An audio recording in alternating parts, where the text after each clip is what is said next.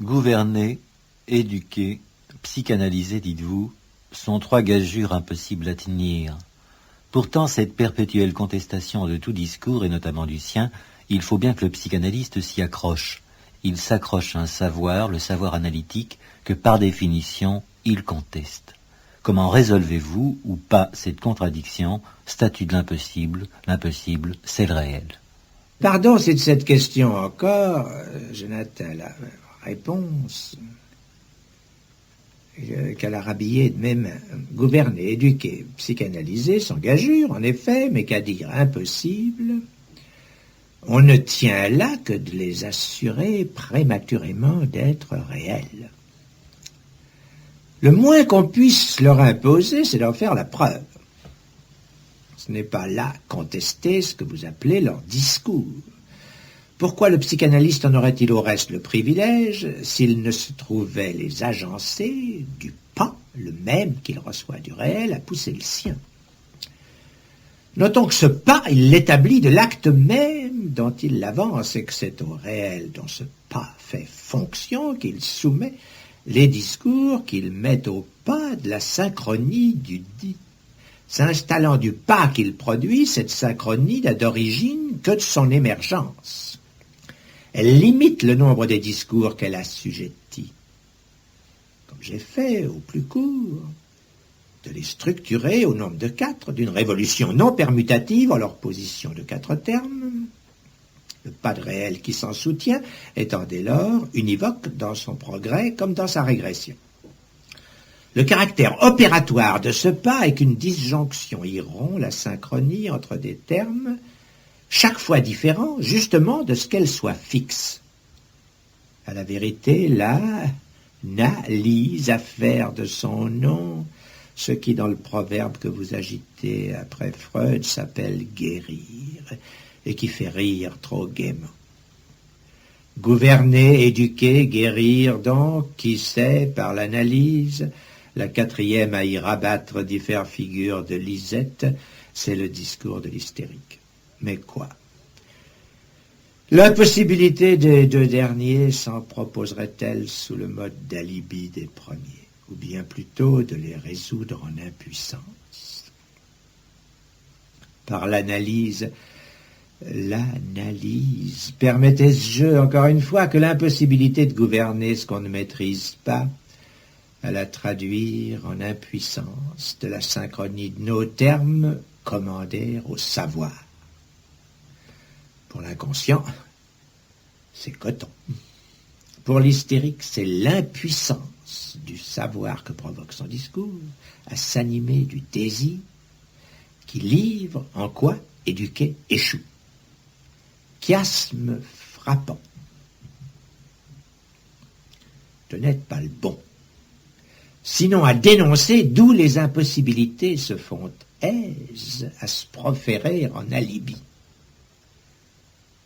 Comment les obliger à démontrer leur réel de la relation même qui, à être là, en fait fonction comme impossible?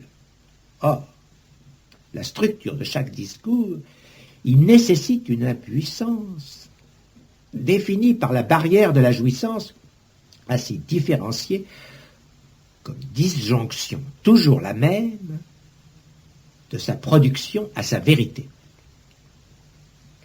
Dans le discours du maître, c'est le plus de jouir qui ne satisfait le sujet qu'à soutenir la réalité du seul fantasme. Dans le discours universitaire, c'est la béance où s'engouffre le sujet qu'il produit de devoir supposer un auteur au savoir. Ce sont la vérité, mais où se lie encore qu'elles sont pièges à vous fixer sur le chemin d'où le réel en vient au fait.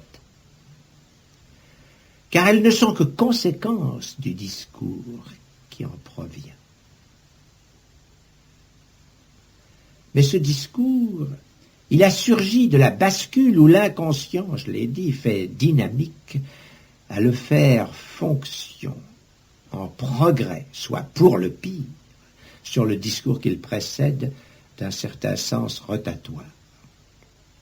Ainsi, le discours du maître trouve sa raison du discours de l'hystérique à ce qu'à se faire l'agent du Tout-Puissant il renonce à répondre comme homme à ce qu'à le solliciter d'être, l'hystérique n'obtenait que de savoir.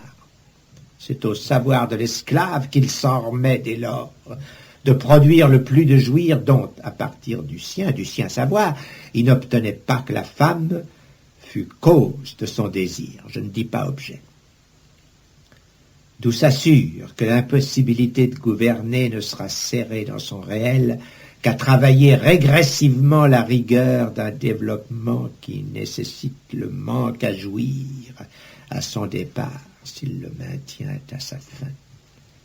C'est au contraire d'être en progrès sur le discours universitaire que le discours de l'analyste lui pourrait permettre de cerner le réel dont fait fonction son impossibilité, soit à ce qu'il veuille bien soumettre à la question du plus de jouir qui a déjà dans un savoir sa vérité, le passage du sujet au signifiant du maître. C'est supposer le savoir de la structure qui, dans le discours de l'analyste, a place de vérité. C'est dire de quelle suspicion ce discours doit soutenir tout ce qui se présente à cette place. Car l'impuissance n'est pas la guise dont l'impossible serait la vérité, mais ce n'est pas non plus le contraire. L'impuissance rendrait service à fixer le regard, si la vérité ne s'y voyait pas au point de s'envoyer en l'air. Il faut cesser ces jeux dont la vérité fait les frais dérisoires. Ce n'est qu'à pousser l'impossible en ses retranchements que l'impuissance prend le pouvoir de faire tourner le patient à l'agent.